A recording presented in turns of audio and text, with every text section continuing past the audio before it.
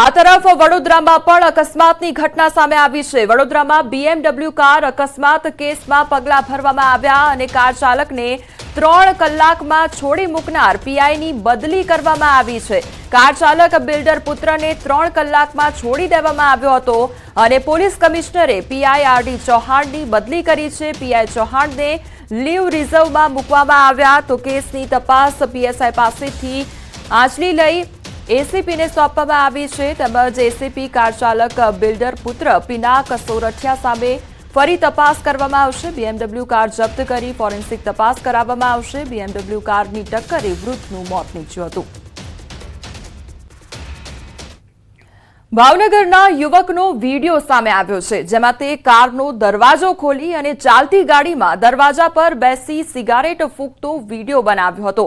બોલિવૂડ ગીત જાને ક્યા હોગા રામા રે પર વિડીયો બનાવી અને વિડીયોના કેપ્શનમાં લખ્યું હતું કે અમારા જેવું તમારાથી ન થાય તેમાં નબીરો હેકડી કરતો નજરે પડી રહ્યો છે। આ વિડીયો જોઈને લાગી રહ્યું છે કે તે પોતાનો તો જીવ જોખમમાં મૂકે જ છે, પરંતુ અન્યના જીવ પણ જોખમમાં મૂકી રહ્યો છે।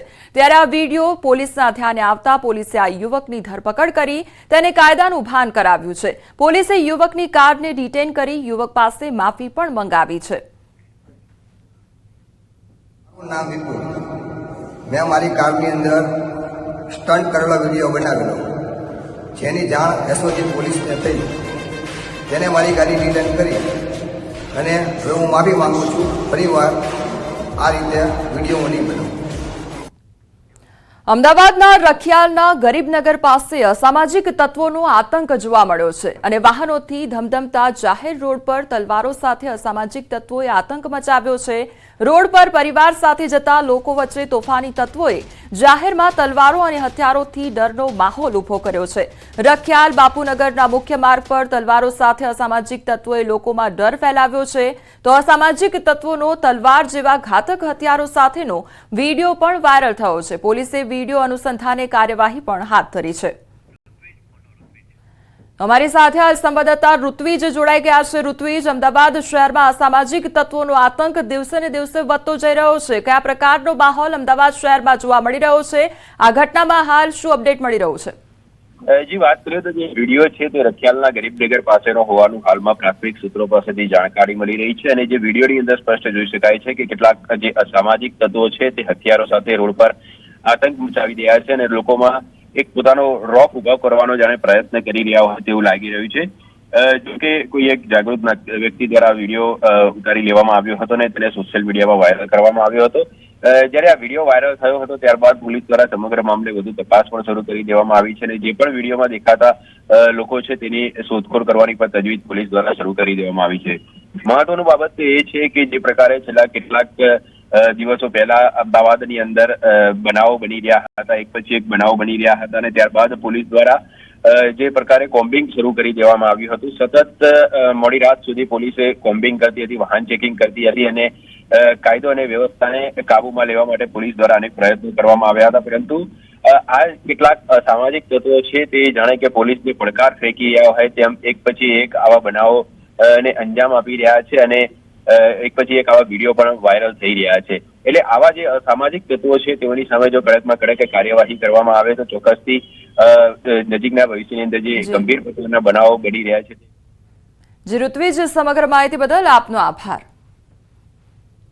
આ તરફ પોરબંદરમાં વેપારી અને ખેડૂતો બાખડા હોવાની ઘટના સામે આવી છે। વેપારીએ મગફળીની ચોરી કરતા બાર માર્યો અને મગફળીના વેપારીને ખેડૂતોએ મેથી પાક ચખાડ્યો છે। પાલખડા ગામે મગફળી ખરીદી વખતનો વિડીયો વાયરલ થયો છે। વેપારી દ્વારા મગફળીની ગુણીઓની ચોરી કરાતી હતી તેવું ખેડૂત દ્વારા કહેવામાં આવ્યું છે। જૂનાગઢના વેપારી દ્વારા પોતે મગફળીની ચોરી કર્યાની કબૂલાત પણ કરવામાં આવી છે।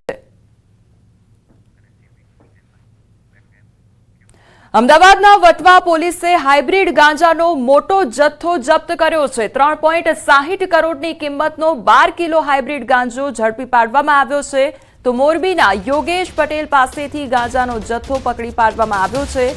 તેમજ રોપડા ચેકપોસ્ટ પાસેથી આરોપી ઝડપાયો અને નાસિકથી મોરબી તરફ જવા માટે નીકળ્યો હતો આરોપી અને તેને જથ્થા સાથે ઝડપી પાડવામાં આવ્યો છે। 31 ડિસેમ્બર પહેલા ગુજરાતમાં દારૂ ઘુસાડવાના પ્રયાસો પર પોલીસની ચાંપતી નજર જોવા મળી રહી છે. ખાસ કરીને આંતરરાજ્ય સરહદ પર પોલીસ સતર્ક થઈ છે. 31 ડિસેમ્બરને લઈ અરવલ્લી પોલીસ સતર્ક બની છે. શામળાજીના અણસોલ પોલીસ ચેકપોસ્ટ પાસેથી દારૂનો મોટો જથ્થો ઝડપાયો છે, તો શામળાજી પોલીસે અંગ્રેજી દારૂ ભરેલ 2 ટ્રક ઝડપી પાડી છે. પ્લાસ્ટિક દાણાની બેગ અને લાકડાની પેટીઓમાં સંતાડી આ દારૂ લાવવામાં આવતો હતો, તો પોલીસે 2 ટ્રકમાંથી 44 લાખની કિંમતની 17,600 નંગ બોટલ ઝડપી પાડી છે. તો શામળાજી પોલીસે બંને ટ્રકના 2 આરોપીઓ સહિત 1.18 કરોડનો મુદ્દામાલ જપ્ત કર્યો છે. તો સુરત જિલ્લામાં ગટરના ગંદા પાણીમાં મહિલાઓ ધૂળતી હોય તેવો વિડીયો વાયરલ થયો છે. જે વિડીયો માંગરોળના કોઠવા ગામે આવેલી દરગાહ પાસેનો હોવાનું સામે આવ્યું છે. માંગરોળ તાલુકા મુસ્લિમ સમાજના આગેવાને પુષ્ટિ કરી છે અને કહ્યું છે કે છેલ્લા ઘણા વર્ષોથી ઉર્સ મેળામાં આ પ્રકારના દ્રશ્યો જોવા મળે છે. લોકોમાં એવી ગેરમાન્યતા છે કે આ પાણીમાં સ્નાન કરવાથી પવિત્ર થઈએ છે, પરંતુ આ એક પ્રકારની અંધશ્રદ્ધા જ છે. દરગાહના સંચાલકો અને તંત્રએ લોકોમાં અંધશ્રદ્ધા દૂર થાય તે માટે કામ કરવું જોઈએ. કીમ કોઠવા દરગાહનો વિડીયો છે અને જેમાં દર વર્ષે આજે ઓરસ મેળો ભરાય છે, તેથી થોડેક નજીકમાં જ આ એક ગટર લાઈન ગંદુ પાણી જાય છે. તેમાં અમુક લોકો દર વર્ષે અમે જોઈએ છીએ કે ત્યાં સ્નાન કરે છે. હવે એ લોકોની માન્યતા શું છે એની ખબર નથી પડતી, પણ આ એક દેખાતી ચોખ્ખી વસ્તુ છે કે અંધશ્રદ્ધા જ છે. કે એ લોકોની માન્યતા એવી કે ભાઈ અમે અહીંયા પવિત્ર થાય છે, પણ પવિત્ર માટે તો સ્નાન કરવા માટે તો ચોખ્ખા પાણીની જરૂર હોય છે. અને આ પ્રકારની ઇસ્લામ ધર્મમાં બી કોઈ માન્યતા નથી કે આનાથી કોઈ લેવા દેવા નથી. એટલે આ અંધશ્રદ્ધા છે અને આના ઉપર તકેદારી રાખવાની ખૂબ જરૂર છે. વડોદરાનો ગેંગસ્ટર કલ્પેશ કાછિયાની ધરપકડ કર્યા બાદ તેનું સરઘસ કાઢવામાં આવ્યું અને કલ્પેશને અકોટા વિસ્તારમાં આવેલ તેના ઘરે લઈ જવામાં આવ્યો, જ્યાં પોલીસ તપાસ કરવામાં આવી. નામચીન gangster Kalpesh Kachhiya money laundering જેવા કેસમાં પણ સામેલ છે અને લોકોમાં તેણે ભયનો માહોલ ઉભો કરેલો છે, જેથી તેને ચાલતો તેવા ઘરે લઈ જવાયો અને જેથી લોકોમાં તેનો ભય ઓછો થાય. આરોપીને લઈ પહોંચતા લોકોના ટોળા ભેગા થયા હતા અને વડોદરામાં ભયનો માહોલ ઉભો કરનાર કાછિયા પગેથી ચાલી પણ શકતો નથી. કલ્પેશ કાછિયા જે એના પર ઘણા બધા ગુનાઓ નોંધાયેલા છે. ગુના નોંધાયેલા છે એનું નામ ખુલ્યું હતું અને ત્યારથી આ કલ્પેશ કાછિયા જે છે એ અહીંયાથી ફરાર હતો.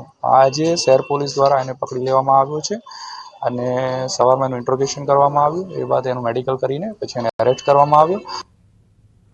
જૂનાગઢમાં પોલીસે આરોપીઓ પર તવાઈ બોલાવી છે. જૂનાગઢ પોલીસે કુખ્યાત આરોપીઓ સામે ગુજસી ટોકનો ગુનો દાખલ કરતા આરોપીઓમાં ફફડાટ ફેલાયો છે.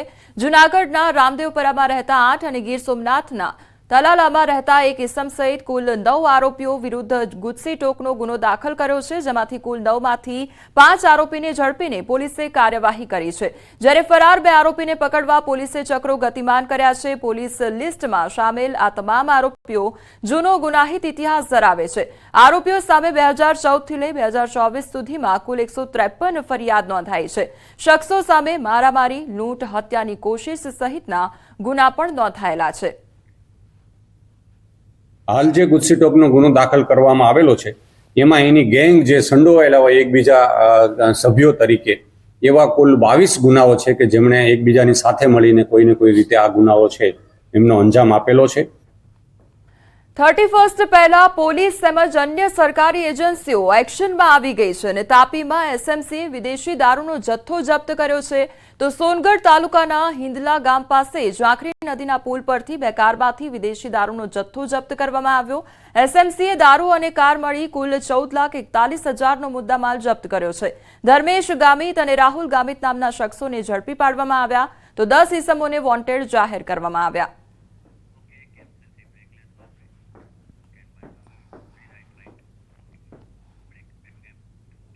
સમાચારોમાં આગળ વધીએ તે પહેલા રોકાઈશું એક બ્રેક માટે.